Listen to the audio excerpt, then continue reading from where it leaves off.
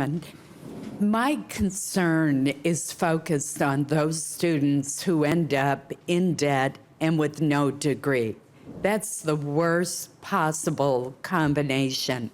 And yet, when I hear about the low completion rates, we have a whole category of people in that situation. We also know that if students don't graduate, that they are 3 times more likely to default on their student loan debt. So I want to describe a program that is going on at a college in Maine, get your reaction to it, but also run by you a suggestion that has been made to me by the director of that program. Eastern Maine Community College has a Student Success Center, and it has 2 main components. First, for incoming students, it has an intensive 2-week remedial course in mathematics and writing. And that has helped improve their retention rate, just that 2-week intensive course right at the start.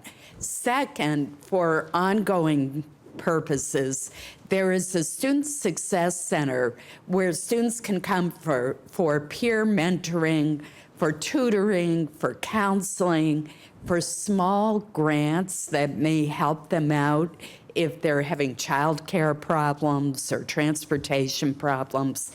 And it looks at them, it looks at the whole person and what the barriers to completion are. And that, too, combined with academic advising, has increased retention rate. The director of the center has suggested to me that given the high default rate of students who don't complete college, and given the fact that we know that if they do complete college, they are going to have lifetime earnings that are $1 million higher than someone with just a high school diploma, that if we had some sort of incentive in the form of very small loan forgiveness, that it would help provide the incentive that students need to complete college. And I'd like to get your reaction to that idea. And why don't we just start and go across the panel with Mr. Jones? Well, I want to pick up on your point about the short remediation right before classes start, and Senator Alexander's example of Austin Peay, where they connect a class with the remediation support. And Tennessee is now going to do that statewide starting in the fall. And Georgia has a different model that they're doing statewide starting this fall, as is West Virginia. They're doubling the success rates in English. They're quadrupling the success rates in math.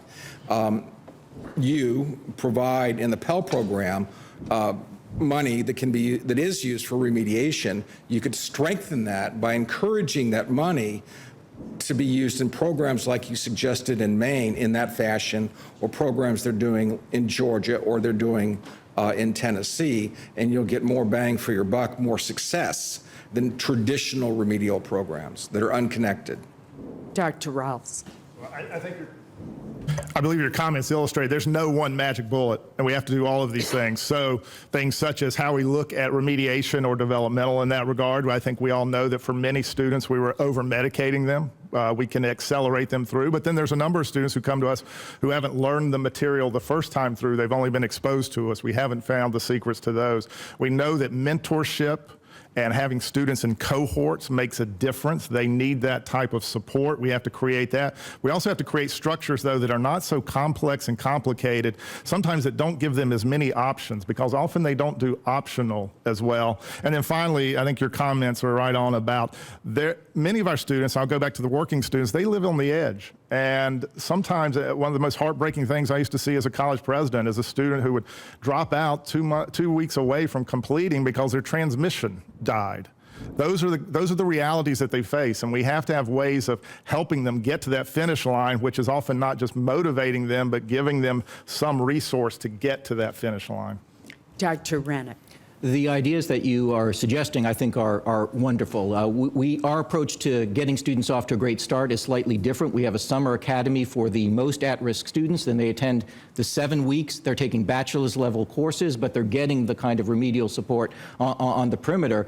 For those students, we've turned the retention rates from about 50% to now very close to 90%. We've done that in a 3-year period. But getting students off to a Head Start is great. And as you heard with our retention grant program, I think it's a wonderful idea to have these micro loans, micro grants available to meet the students where they are. The reality is that $200 or $300 can make the difference between a student staying enrolled or not. It's sometimes hard for us to recognize, but when you have an annual household income of $20,000 a year or less, and you're short $300, you're not getting that money from a bank, you're not getting it from a relative. If institutions can plug it in, it actually can be a cost saver for the taxpayer, because these students can cross the finish line rather than swirling and having less promising futures. Dr. Richburg Hayes. I'm trained by nature to be skeptical.